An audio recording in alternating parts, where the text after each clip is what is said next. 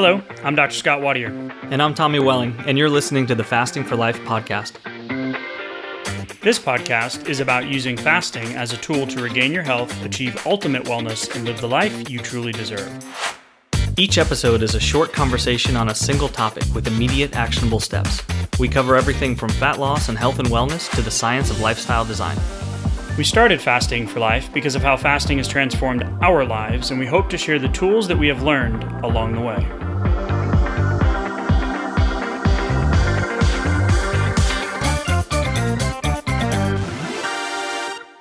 Hey everyone, welcome to the Fasting for Life podcast. My name is Dr. Scott Wadier, and I'm here, as always, with my good friend and colleague, Tommy Welling. Good afternoon to you, sir. Hey, Scott, how are you?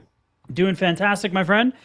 Excited for today's conversation. It is an absolute doozy. This is one that we're going to be unpacking over the next few weeks to months to develop some tangible tools and guides on how we can implement this groundbreaking research into your fasting lifestyle. So we are going to nerd out a little bit, but most importantly, we're going to explain it in a way that allows you to identify and then take action based on where you are in your fasting lifestyle journey. Ultimately, if you're new to the podcast, you're here probably because you want to lose some weight, get healthy once and for all, get off that diet roller coaster. So welcome in.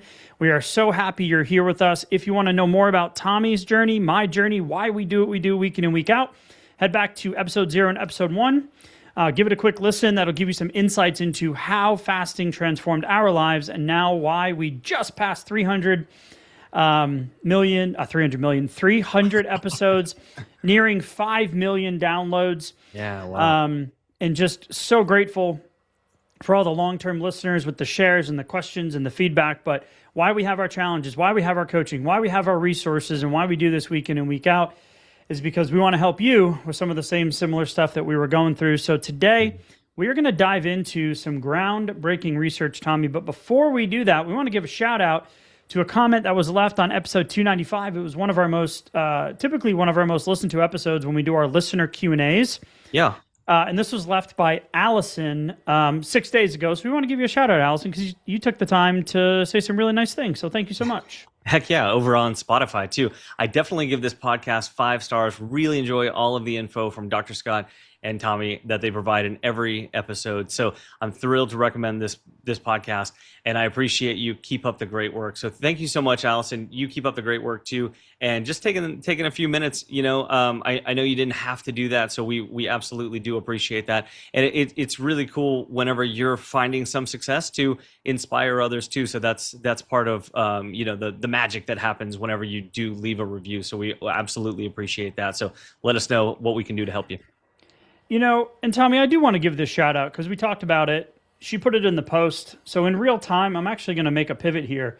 Okay. For anyone that's had bariatric surgery, she's got some really great resources. The Regain Remedy is the book that she wrote. Yeah. And it's specifically for post-bariatric patients. Now, we have some of those folks in our coaching group as well, but knowledge is power. So I'd say check her out, reach out, more knowledge, more resources, the better. So, Allison, I really just appreciate you taking the time to listen and give us the 5 stars and leave the review. So, little reciprocity there. If you're a post-bariatric patient suffering with that regain, which surgery or not, that's something that is very rampant in the dieting weight loss world, as we know by the statistics. So, in my family, I watched that regain post-bariatric surgery too. It's tough and it's very real. So the author of the Regain Remedy. As we get into today, Tommy, it's gonna be a little nerdy to start, but then we're gonna give you some clear buckets and action steps based off of this new groundbreaking research. So Tommy, let's get into it. First and foremost, I want to give a shout out to one of the people that I follow for updated, real-time, real-life, deep dive research, just really groundbreaking, cutting-edge stuff on the forefront of the newest research that's coming out in the insulin resistance, metabolic science world.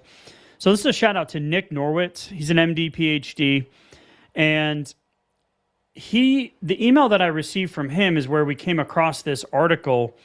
And he says in the beginning, he goes, I'm releasing this letter early because the data it covers was conducted by one of his scientific heroes, Stanford's Professor Michael Snyder. And the article itself is in the Nature Biomedical Engineering journal.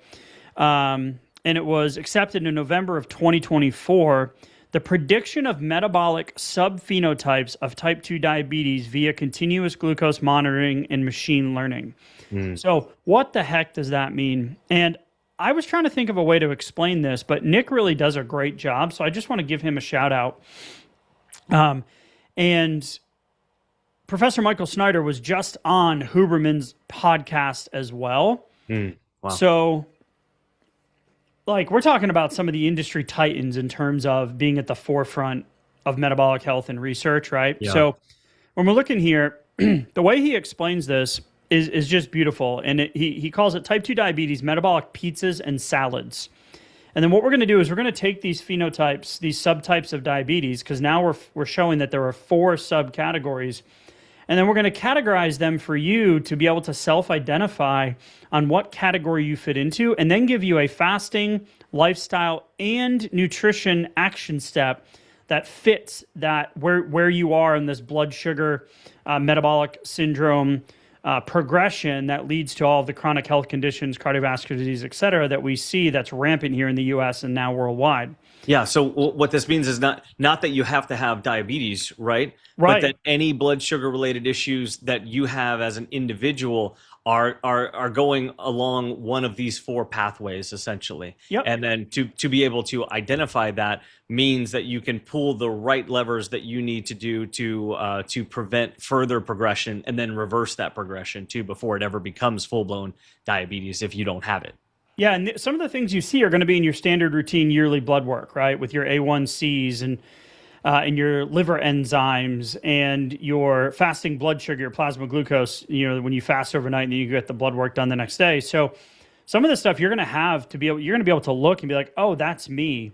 And we see this in our coaching and, when we have different clients come in, depending on where they are and how much weight they have to lose and what they've been doing, low carb plus fasting, or they're more carnivore, or they're more sedentary, or they're more active, the 4 to 5 workout a week type people, the boot camp type folks, cardio is king or queen type people. Like we always inside of coaching have been able to like coach them through pulling some different levers on, hey, do this for a month, do this for a month, add in some carbohydrates a couple times a week. How's your sleep? How's your stress? How's your energy? How's your hunger? How's your fatigue? How's your brain fog?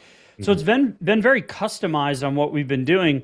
But what I realized in looking at these subgroups is these are the different things that we see that people struggle with on their weight loss and fasting journey. So if we can identify them, you now have levers you can pull that that'll make the journey easier, or at least make the journey make more sense on knowing what you should be doing in real time. So that's one of the things that we pride ourselves on, is the ungoogleableness of the coaching, is that, hey, where are you at? How do we customize it? How do we personalize it? How do we track the results? How do we interpret the results? And then ultimately, what's your long-term strategy for sustainability? Because we always say begin with the end in mind. So I'm glad you interjected there to kind of put that framework on what we're doing in the hope and the application of this conversation today. And we're going to be developing some resources specifically on the identification and the follow-through on this. So stay tuned. We're going to have a couple of announcements on this coming in the near future as well. Yeah. But to Nick's urgency on putting this out,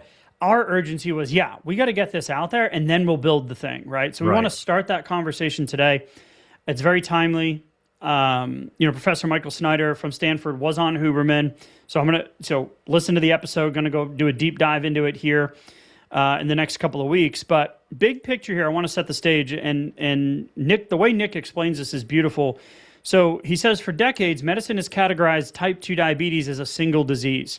So he outlines this section of the blog or the Substack as metabolic pizzas and salads. So the subtypes of diabetes could pave a path for better care. I'm just going to come out and say will pave a path for better care. Absolutely. Yeah.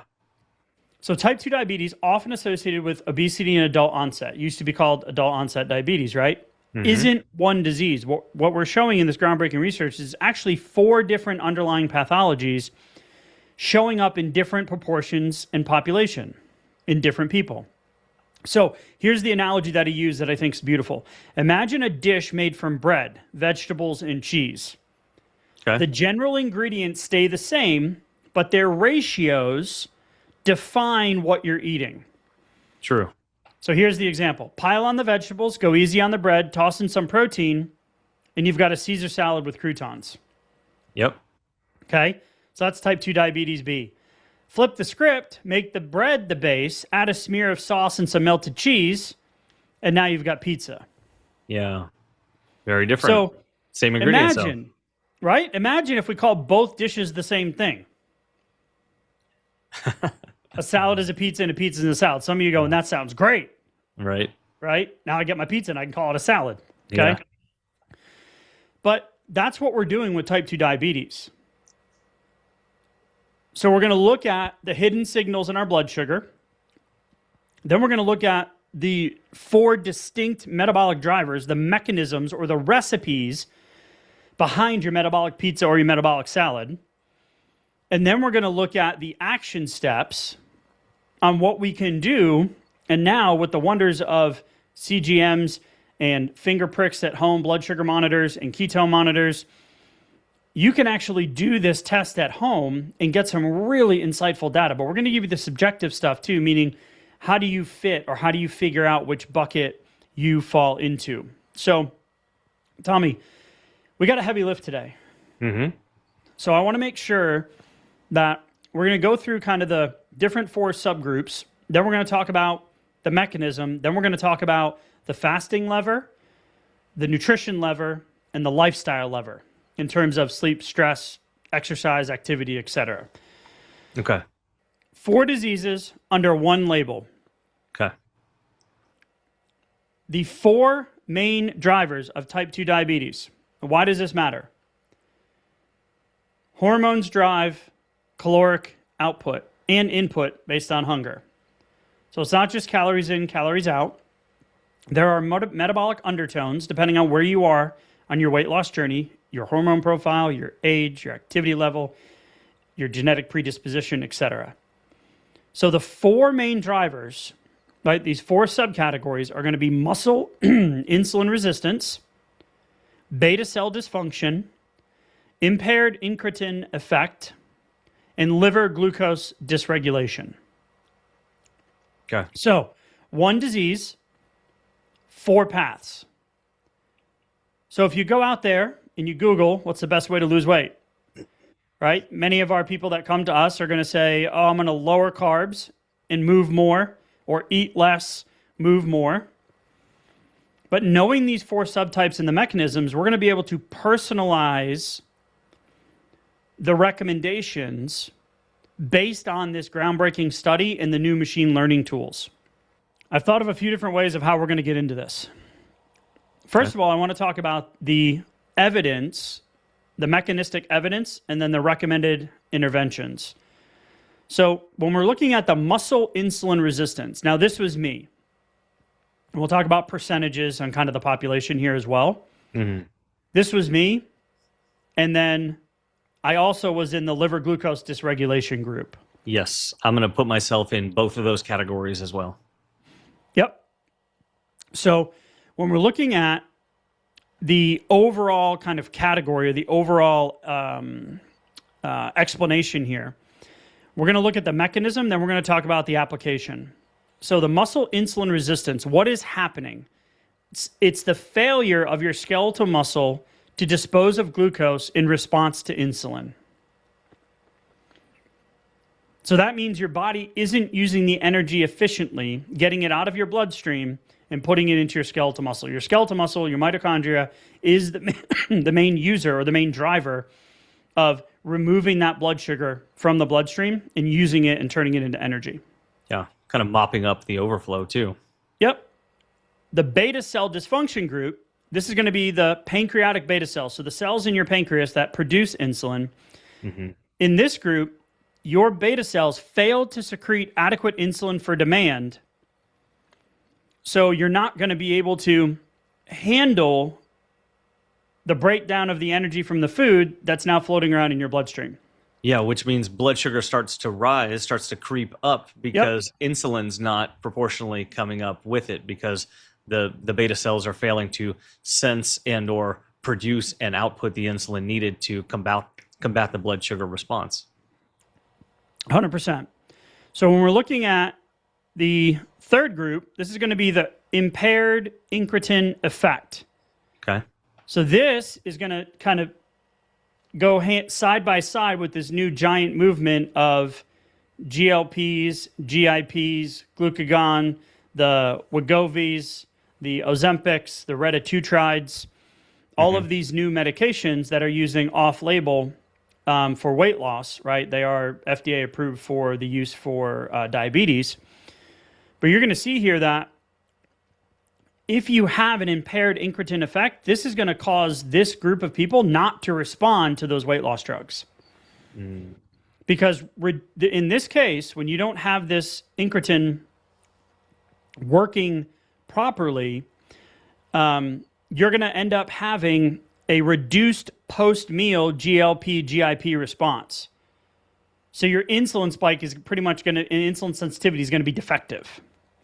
And then the fourth group, I know it's a little nerdy right now, but we're going to get to the good stuff. The liver glucose dysregulation, failure of liver to suppress glucose production post-meal. This is where you're going to see your liver enzymes on your labs kind of tick up a little bit, and you're going to be like, what the heck's going on here? And this was me, you know, I could start working out and lifting weight, and I would grow, and I would swell up like a tick because my fasting insulin was high. So when we talk about insulin resistance as one of the main drivers of metabolic dysfunction and blood sugar dysregulation and weight gain over time, or the inability to lose and keep the weight off, this is where I was. I was doing all of the things, the eat less, move more, low carb, IF, and my body just wasn't responding because of these underlying mechanisms. So over the years, I've kind of figured out, okay, what's my fasting schedule? What's my food choices? What's my lifestyle? What's my workouts look like? Do I need to prioritize sleep? We've kind of been able to put the puzzle together in me being able to get long-term sustainable results, decrease that visceral adiposity. So right now, if you're just looking at these four groups, muscle insulin resistance, beta cell dysfunction, impaired incretin effect, and liver glucose dysregulation. That's the nerdy part. So it's literally the base of these blood sugar related issues, diabetes, pre-diabetes, or pre-diabetes, just on the blood sugar dysregulation part, or like the weight loss resistance part. You know, would used to be looked at as one continual track, but to look at this as having four distinct different starting points within the body, within the physiology, even within the anatomy here, between muscle or pancreas or the GI tract or the liver is, I mean, this is huge, because then this will later dictate and start to explain some of the differences that we would see in different sorts of tests, in blood work, in like a mixture of, hey, this is what I'm looking at now. These are the things that are elevated or off right now, and these are the symptoms, and this is how I respond. Why is that? Well, to differentiate between these different buckets is big, because then basically it's like a very blunt tool to start fixing these things starts to become a much more precise surgical tool to get at the underlying issues. So when we're looking at these four groups, the muscle insulin resistance, beta cell dysfunction, impaired incretin response, and liver glucose dysregulation, the original research did an OGTT test, an oral glucose tolerance test, where you have to drink the 75-gram glucose sludge, right, the drink, and then they monitored their blood sugar.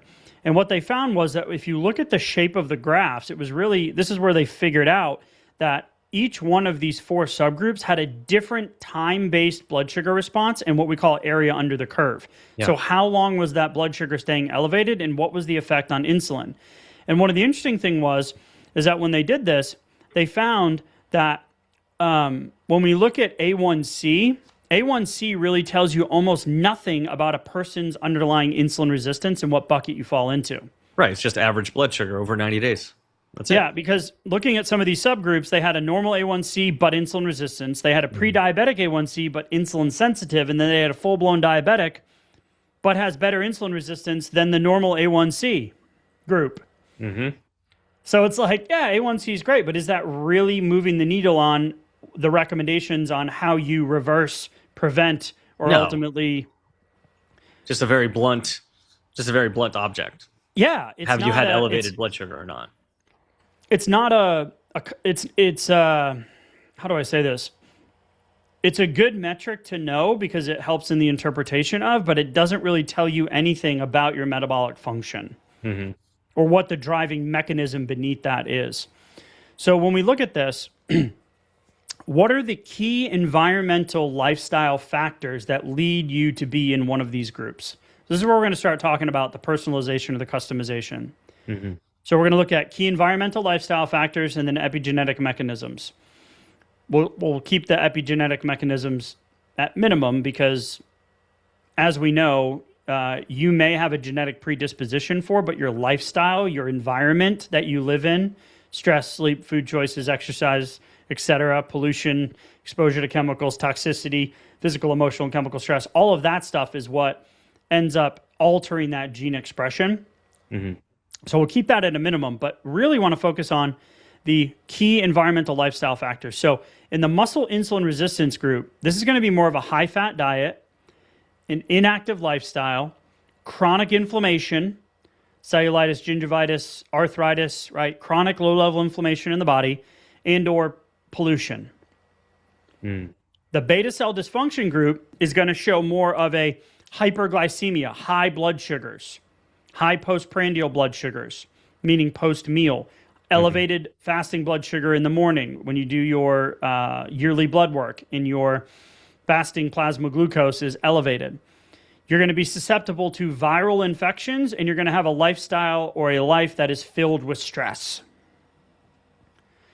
The impaired incretin effect group is going to be poor diet, so obesogenic food environment, ultra-processed foods, low fiber, high sugar. You're going to have gut involvement. So these would be the people that have gut volatility, chronic constipation, diarrhea, leaky gut, gut dysbiosis. Mm-hmm.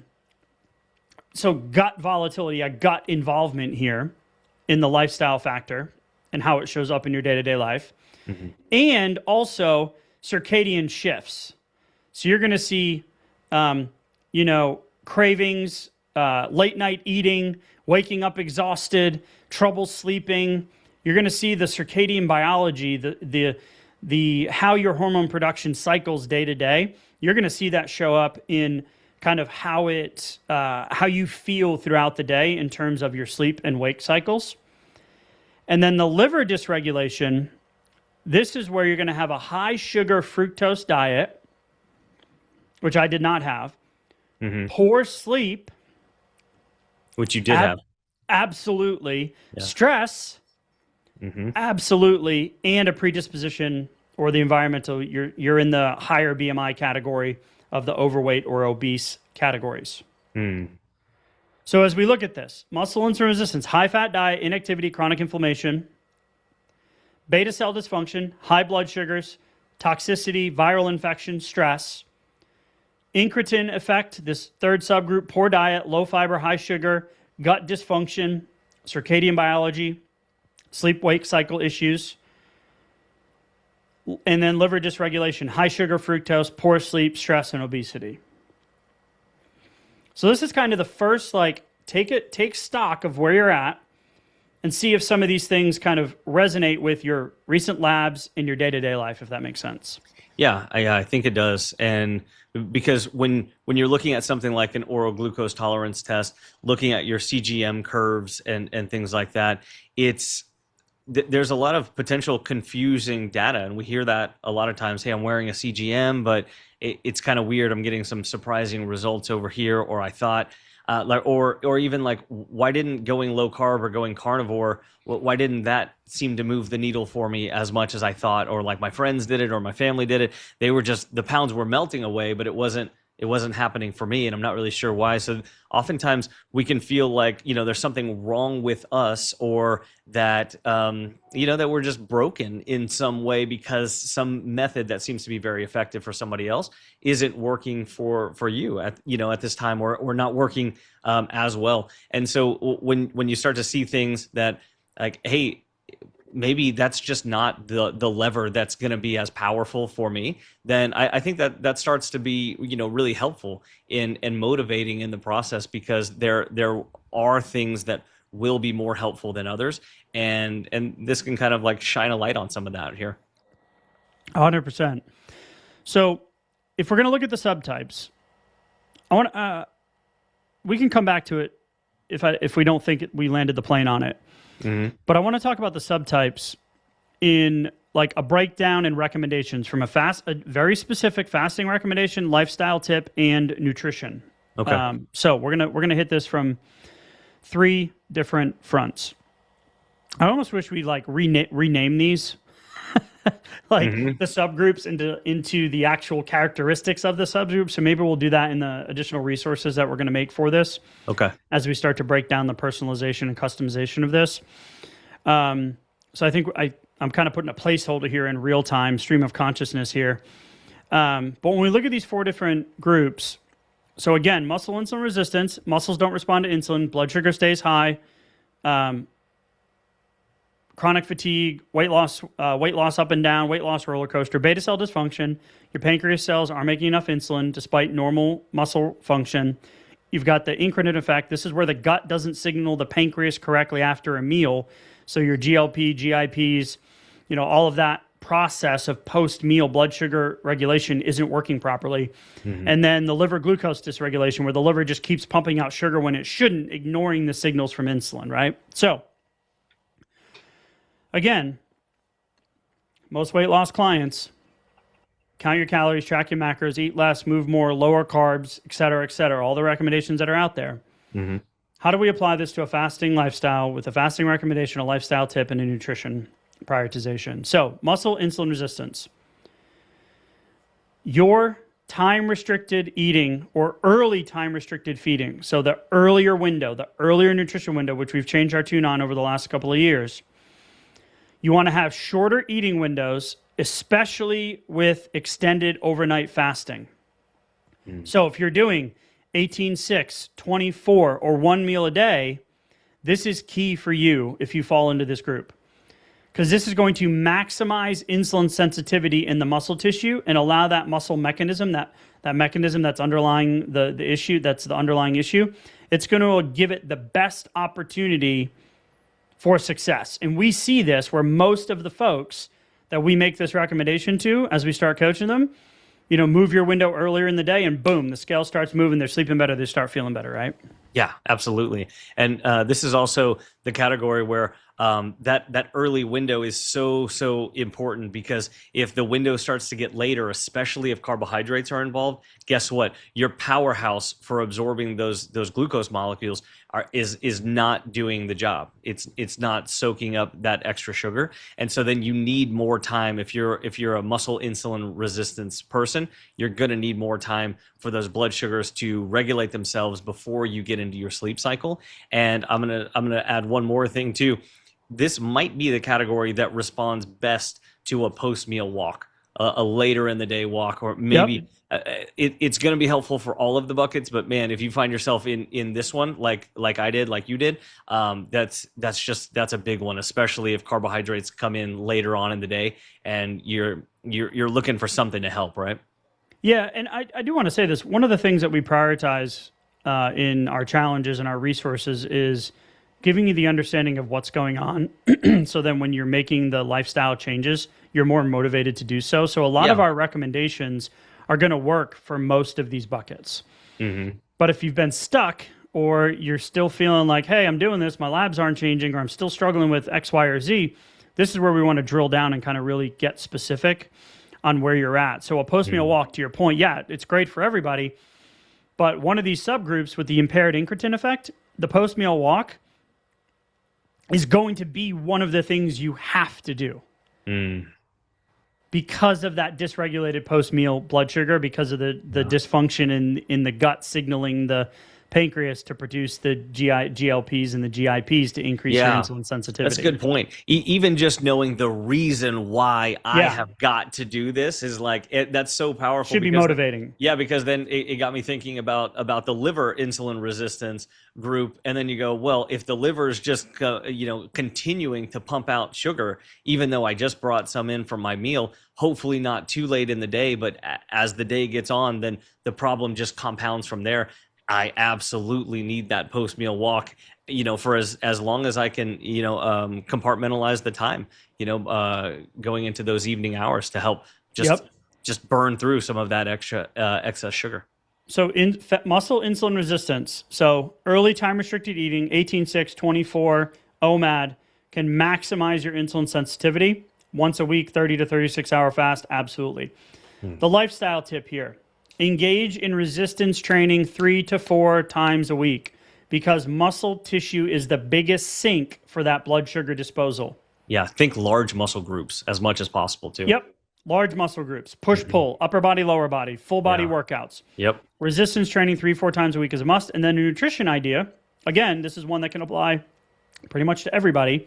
But for you specifically, and this is why I do better on a carnivore, more protein-only diet, is prioritize higher protein, and you can add in fiber-rich meals as well to help boost post-meal muscle glucose uptake. Love it. Okay. The second group, beta cell dysfunction, fasting recommendation. Avoid extended fasting. Uh-oh. Use gentle, regular intermittent fasting windows, 16-8, 18-6, 24, which reduces overall secretory demand and beta cell burnout while keeping your post-meal blood sugar lower. Wow. That's great. You know what it also is? It's also a reason why you need to be extra dialed in and intentional every time you go to break your fast too. Yep. Because especially if you're in a fat loss phase, because that means you're not using these extra just burn time hours all over the place. So you need to be very intentional with your nutrition so you can balance out the fasting time so that you can have a net fat burn if you're in a fat loss phase. Yep. We'll give you some characteristics on the labs and things you'll see that will put you in this bucket as well. The lifestyle tip, manage stress, prioritize sleep. You're getting up at 5 a.m. because it's the only time you can get a workout in. You might be needing to move that workout time. Right. Because we need to be managing stress and prioritizing sleep. Because chronic stress and poor sleep both worsen beta cell function. This is why one of our pillars in coaching and our challenges is prioritize your sleep. The nutrition here for beta cell dysfunction, add omega-3 rich foods, fatty fish, salmon, sardines, walnuts to reduce inflammation and protect the health of your beta cells. That's great. Okay, group 4. Group 3, incretin, impaired incretin, fasting recommendation. Pre-meal walking or gentle post-meal activity during your eating window, which improves your GLP-1 insulin sensitivity post-meal. Okay. Your lifestyle tip, mindful, unhurried eating, chew food thoroughly to assist gut hormone signaling. We say this to a lot of folks.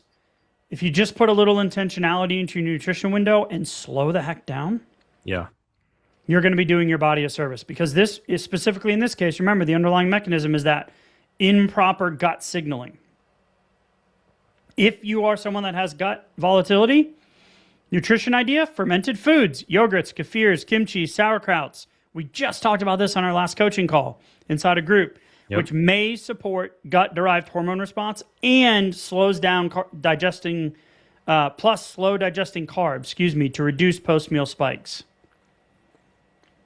So if you have post-meal blood sugar like volatility, you're in this group.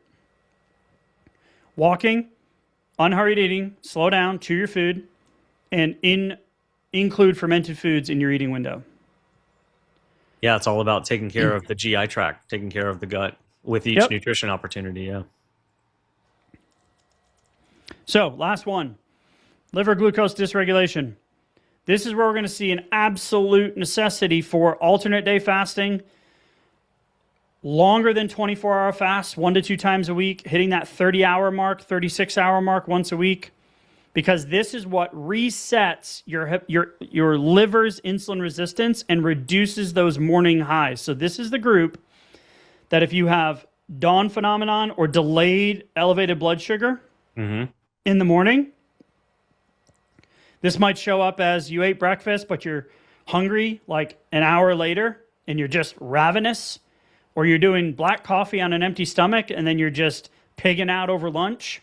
Because your liver continues to pump out sugar all day long. And then then you're feeling these spikes, these insulin and blood sugar waves. And then those are causing these cravings and hunger, more hunger than you should be feeling. Yep. Lifestyle tip, here it is. Here's another overarching, right? Because there's overlap. Consistent sleep and regular meal schedule. Because that's going to help synchronize your circadian clocks and regulate liver glucose production. This is also one that if you're waking up in the middle of the night a lot, especially between the 1 to 3, 2 to 4 time and having trouble going back to sleep, that's liver every single time. So that's how it would show up in your day-to-day. Wow. Nutrition idea, nutrition focus on cruciferous veggies, broccoli, cauliflower, Brussels sprouts, and healthy fats. These are going to support liver health and help curb excess glucose output from your liver.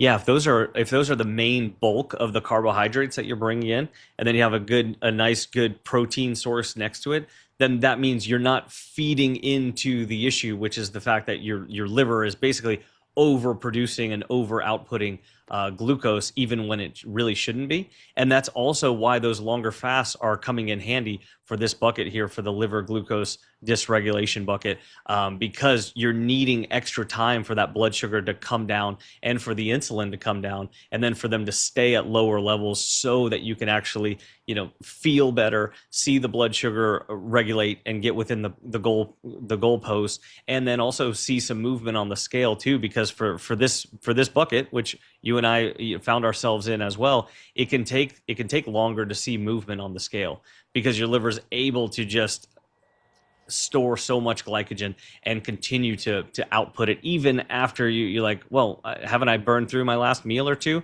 Well, maybe not, because you kind of have this slow drip. It's very creative at finding sources of more blood sugar to put out. Yep. So when we're looking at, well, what do we do with this information? We know no one size doesn't fit all. A lot of the pillars that we coach on do work for most people. However, if we can always customize and personalize a little bit more, then we want to do so. So the amazing breakthrough that we have right now at our fingertips is that you can decode yourself at home. You can have a at-home glucose tolerance test and use the framework to track your post-meal blood sugar. And this is what we're going to be developing with some of the future resources that we come up with, and helping you interpret this.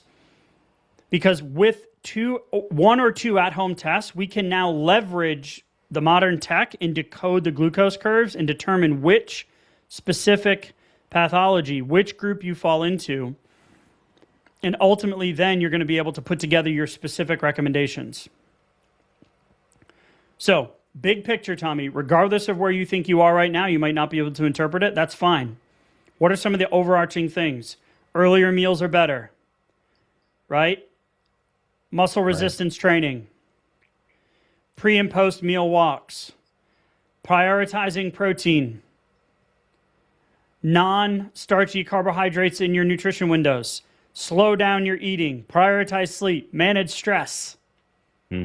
All of those things will move the needle for most of us. So I don't want it to overwhelm everybody listening, be like, oh crap, now what do I do? Just keep hitting singles, right? Keep hitting singles and keep doing what's doing to get the weight off quickly, rather than sitting with those extra pounds of fat, of overfilled fat stores. Because whichever bucket you find yourself in, your more overfilled fat cells are making the problem worse. So as we shrink those fat cells, guess what?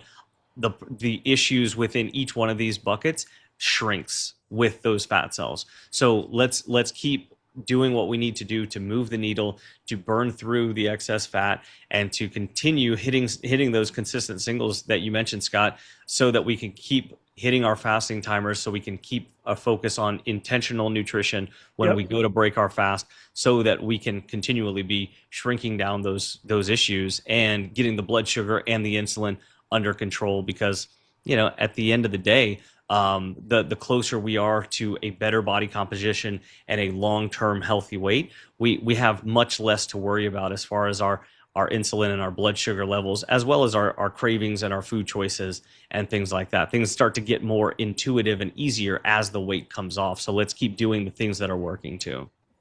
So I want to be a little bit clearer. So there's a company called Diagnostics. GTT at-home oral glucose tolerance test. So you can do it with or without a CGM. The most common OGTT test, you're going to measure your fasting blood glucose via finger stick. You're going to ingest the 75 grams of carbohydrates. And I do this with the group of functional medicine providers that I consult and coach. We do a carbohydrate stimulated test and then measure insulin, right? But it's a lab. You got to spit in a tube, send it off 2 to 3 weeks, then you got to interpret it. You can literally do this at home. So you would use I can't pronounce it. Yeah. Diagnostics. Diagnostics. Yeah. Digital diagnostics. They have a GGT at home. So you'd be able to do this with a finger stick.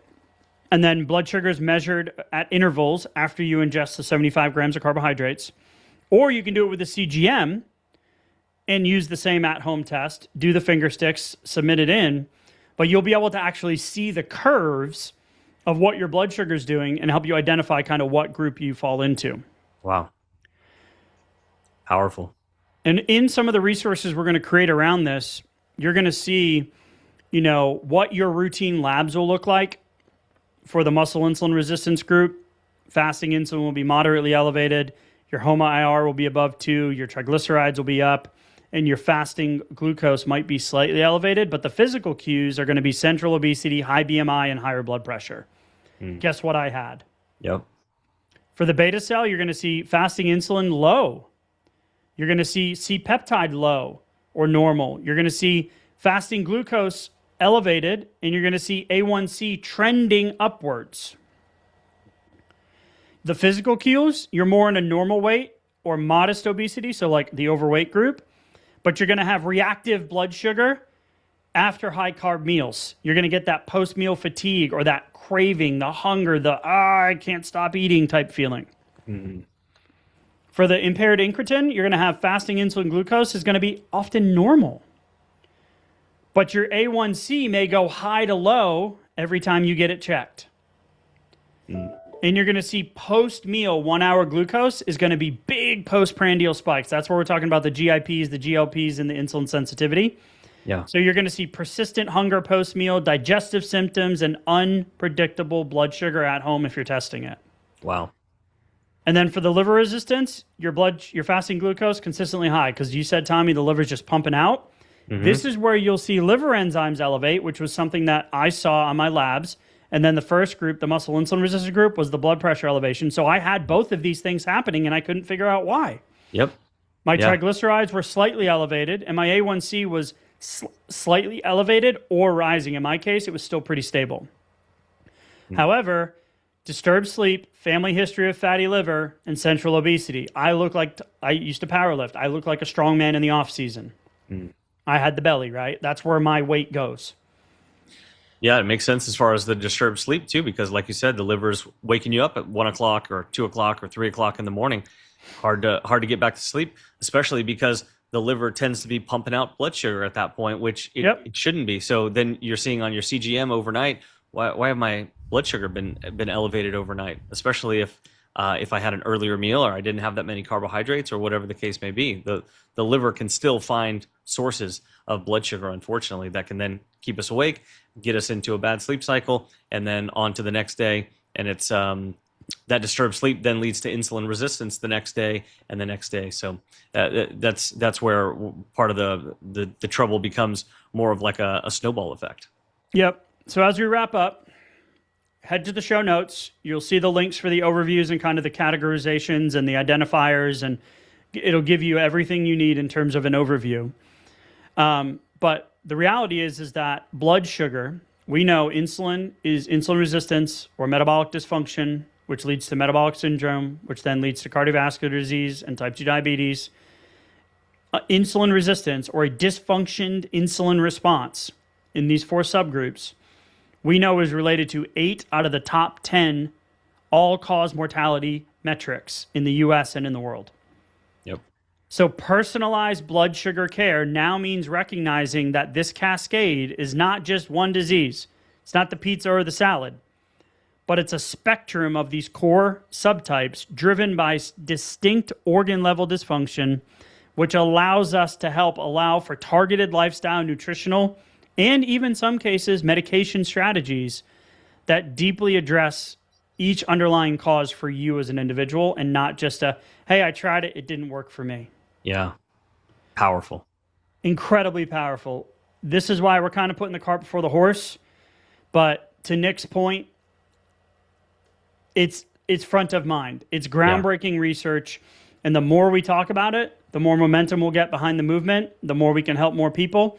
So if you're looking for additional guidance, head to the show notes, grab the link, reach out to us if you've got questions, info@thefastingforlife.com. Join one of our upcoming challenges. We're going to be adding this into the content and the training that we do. We're absolutely going to be putting into our coaching programs. Oh, yeah. But I want to encourage you that the singles move the needle for most. And if you're stuck and you're frustrated, you've been doing the work and it's not working, now we have some more customized things we can look at to help you get the results that you truly deserve. And that's what we want to do with everything we do, is focus with the begin, the end in mind. What's a sustainable lifestyle change? Fasting is incredibly powerful to help undo that insulin resistance. Make those decisions on a day-to-day basis around your activity and your food and your stress and your sleep. Make them that much easier so you can once and for all get off the dieting roller coaster and truly get the weight loss and health results that you truly deserve. So Tommy, heavy conversation today. Nerd out a little bit. We're going to be giving you some resources. Reach out to us if you've got questions. Join the upcoming challenge. We've got one left at the end of the year, right before Thanksgiving, right before the holiday monster kind of creeps up and gets you. And then you wake up and it's March of 2026.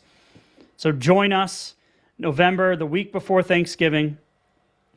Excited to continue to build this out with you, sir. Thank you for the conversation, and we'll talk soon. Thank you. Bye. So, you've heard today's episode, and you may be wondering, where do I start?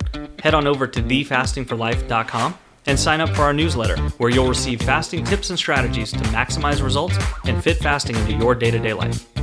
While you're there, download your free Fast Start guide to get started today. Don't forget to subscribe on iTunes, Spotify, or wherever you get your podcasts. Make sure to leave us a 5-star review, and we'll be back next week with another episode of Fasting for Life.